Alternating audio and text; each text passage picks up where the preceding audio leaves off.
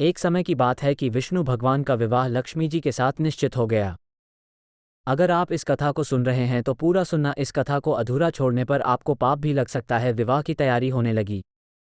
सभी देवताओं को निमंत्रण भेजे गए, परंतु गणेश जी को निमंत्रण नहीं दिया। कारण जो भी रहा हो, अब भगवान विष्णु की बारात जाने का समय आ गया। सभी देवता अपनी पत्नियों के साथ विवाह समारोह में आए। उन सब ने देखा कि गणेश जी कहीं दिखाई नहीं दे रहे हैं। तब वे आपस में चर्चा करने लगे कि क्या गणेश जी को नहीं न्योता है, या स्वयं गणेश जी ही नहीं आए हैं। सभी को इस बात पर आश्चर्य होने लगा। तभी सबने विचार किया कि विष्णु भगवान से ही इसका कारण पूछा जाए। विष्णु भगवान से पूछने पर उन्होंने कहा कि हमने गणेश जी के पिता भोलेनाथ महादेव को न्योता भेजा है।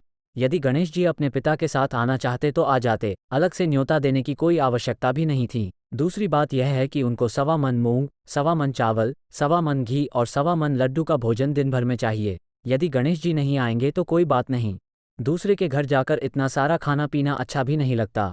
इतनी वार्ता कर ही रहे थे कि किसी एक ने सुझाव दिया, यदि गणेश जी आ भी जाएं तो उनको द्वारपाल बनाकर बैठा देंगे कि आप घर की याद रखना। आप तो चूहे पर बैठकर धीरे धीरे चलोगे तो बारात से बहुत पीछे रह जाओगे।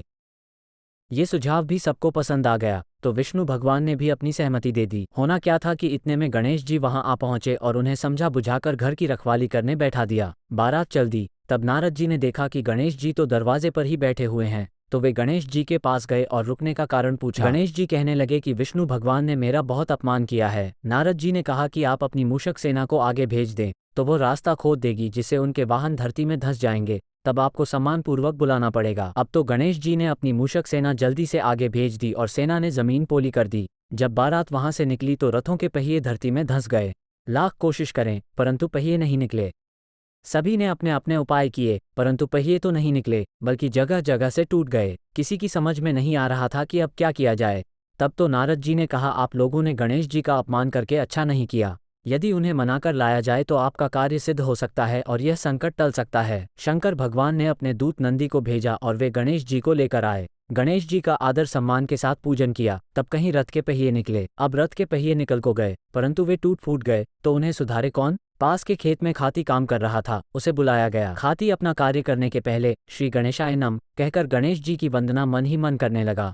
देखते ही देखते खाती ने सभी पहियों को ठीक कर दिया। तब खाती कहने लगा कि हे देवताओं, आपने सर्वप्रथम गणेश जी को नहीं मनाया होगा और न ही उनकी पूजन की होगी, इसीलिए तो आपके साथ यह संकट आया है। हम तो मूर्ख अज्ञानी हैं, फिर भी पहले गणेश जी को पूजते हैं, उनका ध्यान करते हैं। आप लोग तो देवतागण हैं, फिर भी आप गणेश जी को कैसे भूल गए। अब आप लोग भगवान श्री गणेश जी की जय बोलकर जाएं, तो आपके सब काम बन जाएंगे और कोई संकट भी नहीं आएगा।